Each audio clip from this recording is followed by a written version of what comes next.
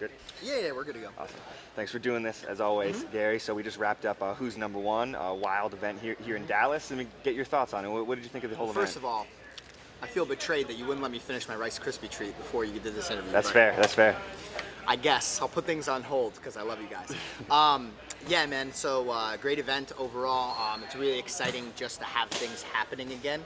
Honestly, like coming into Dallas, I feel like I flew to a new country where like things are allowed and you're like allowed to be like a real person in real life. You can go to restaurants and eat food, which is nice. You know, we can throw events like this, which is really cool. You know, although we don't have an audience yet, it's just still awesome to just have everything up and running and actually moving like the way things used to be. You know, the more things start returning to normal, like the better I'm gonna feel. Like this whole thing, everything that's been going on has been giving me tons of anxiety and just like it just doesn't feel good. I wake up every morning feeling like. You know, I'm like hoping that everything's gonna change, and then like it's like almost feels like things are getting worse. You know, so you know, I was just so excited to just be here. Yeah. But anyway, and to be pet by Seth. Came But anyway, over. the event itself was great. You know, had some awesome matches on the card today. You know, excited about the wins that we had with Natalia and Gordon, and then you know the two losses with Ethan and Nikki were rough, but you know overall good matches between the two of them. Particularly Ethan's match, I think could be you know debatably, probably strongly debatably Ethan being the winner, but you know it is what it is. It's judge's decision. That's what happens when you let it go to the end, right? So. Did you talk to those guys? Were they overly disappointed, or did you pick them up at all? Or Yeah, we had some minor discussions so far. Like they're still over there. We've been taking pictures and stuff like that. So I didn't get a chance to like really sit down and get into the thick of it with him. I think Nikki's been having some like allergy stuff going on, so I think he got a little fatigued during that match. You know, that's my takeaway from that. You know, because I was my thoughts in terms of technique during the match is like. When Nikki is most effective, I find him effective when he's dynamic. He's top, bottom, and he pretty much just played bottom the whole match. You know, kind of recovering guard and a few submission attempts here and there, but usually that's not what I see in the gym, right? So that would have been a criticism, but I think most of it is because he's tired. You know, I'm not trying to make excuses or anything, but that's what my assessment of the actual match. Mm-hmm. But definitely a loss, you know, for sure. And then in Ethan's case, you know, in discussion with him, and this has happened in two occasions. I forget what the other match was. It was a fight to win match that we were pretty certain that Ethan was going to win, and then the judges decided the other guy. I think in both instances, it was potentially preventable with some additional submission attempts.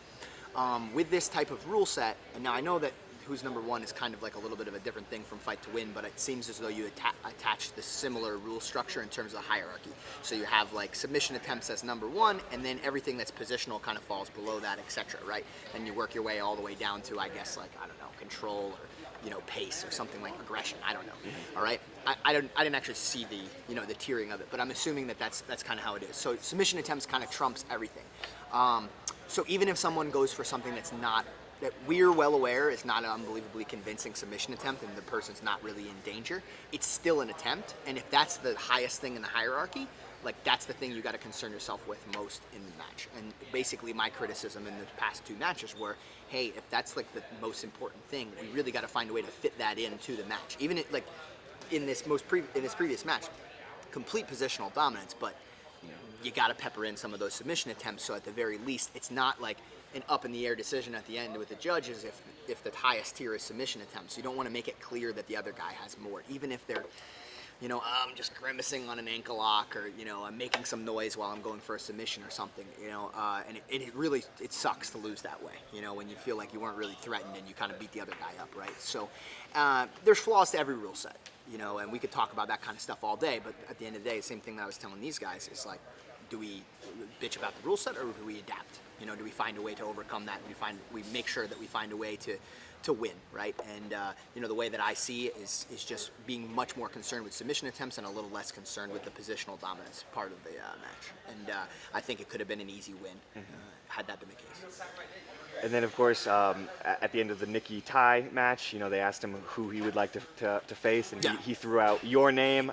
It's so funny that happened, because I was literally sitting there, and I was thinking to myself when they were asking him, like, because they said 77 kilograms or something like that, and I'm like, oh well, I'm 77 kilograms. Wouldn't it be funny if he said something to me, right? Like, would it? Like, I'm literally right here, cornering at the edge of the stage. Like, it kind of makes sense. And then he did it, and I was like, oh yeah, all right. I guess it wasn't so crazy, you know, the thought that I had. So yeah, man, they're up and comers, both of him and his brother, and. I always I respect that, of course. Nikki being one as well, and we have other junior members of the team that are trying to work their way up the ladder, and that's the same way that we climb the ladder. Is you try to jump for the biggest fish that you could possibly see. So. Man, I loved it. I love the spirit of it. I respect it. There's a lot going on right now. I'm probably not going to be fighting for a meaningful period of time. Fighting is my main focus. I have been talking about taking a jiu-jitsu match. They threw a couple of different names out there. Nothing that was unbelievably like, oh man, that's a match that I really want, like a JT Torres or something like that, like something that I really want for my career. Yeah, so if that's what's available, man, I'm in. Let's do it. I think it'll be great to give them a chance at overcoming somebody that's been in the sport for a really long time, and great for me to show that I'm still at the top, and I'll try to be kicking these kids down off my throne for a little while. We'll see how it goes, but I think it would be a very exciting match. I think they're very dynamic. I was mentioning this in my interview prior to the matches, talking about how these guys really like to move and really like to push the pace, and I love that kind of match. I don't think they're gonna just try to run away from me or anything like that. Maybe try to pull out of some leg lock attempts and things, but I think it'll make for at least an exciting movement-based match. So that could be cool. I'm excited about it. We'll see how serious the call out was too. I don't know. Maybe when I come back and I'm like, yeah, sure, let's do the match, he's gonna be like, just kidding. I don't know. But at least it seems like both sides have agreed, maybe. Yeah, so yeah, for we sure. can make it happen. Sure. Yeah, absolutely. And again, I always have to run everything by one. So as long as one says it's okay, it should be fine. What did you think of Gordon's performance out there today? Oh, it was great. Dominant performance, of course. I think Gordon had, I kind of minimized coaching today, and also, I think John did as well in a lot of the matches, because we kind of, I could tell right from the get-go, Gordon had a particular game plan that he wanted to follow. It didn't really make too much sense for me to do. There's things that I could have called out, but I knew he had in his head exactly what he wanted to do. So, yeah, man, I think he executed pretty much everything he wanted. Do you think he was looking for that triangle armbar? Is that? So I think that came as a result of an extended limb that he just switched to. So as Kyle was pulling out of something, he latched into that. It's actually fairly similar to something that happened to me. It was different because mine stemmed out of a Kimura. In an EBI, I can't remember which EBI it was, but I was in a Kimura. The guy was kind of trying to find his way away, and I switched to that ankle Senkaku triangle and armbarred the guy in a very similar position. Is it Rafael Domingos? Is that?